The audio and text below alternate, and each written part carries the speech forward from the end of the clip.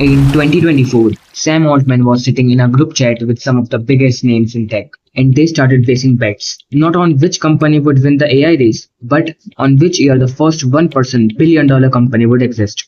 One founder, zero employees, and $1 billion in value. That used to sound like a joke, but it is not a joke anymore. Let's talk about what's actually happening. Pieter Levels built Photo AI alone, an AI tool that generates professional headshots from your selfies. Zero employees and $138,000 a month in revenue as of late 2025. Net margins above 87%. His entire tech stack, vanilla PHP, jQuery, and SQLite. Not React, not a team of engineers. Just one person, simple tools, and a laptop. And he is not alone. Justin Welsh crossed $7.5 million in cumulative revenue by mid-2024. No employees, no paid ads. Built entirely on organic content and digital products. The model works. The question is, why now?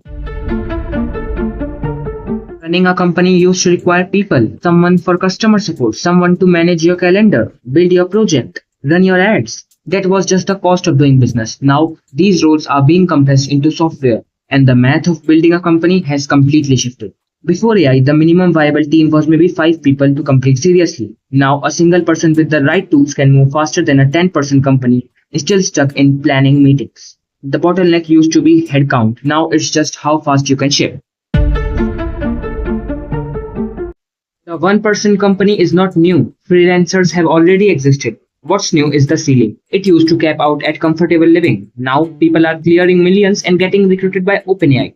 The founders winning right now are not smarter than everyone else. They are just leaner, faster, and better at using their tools. That's the only edge that matters now.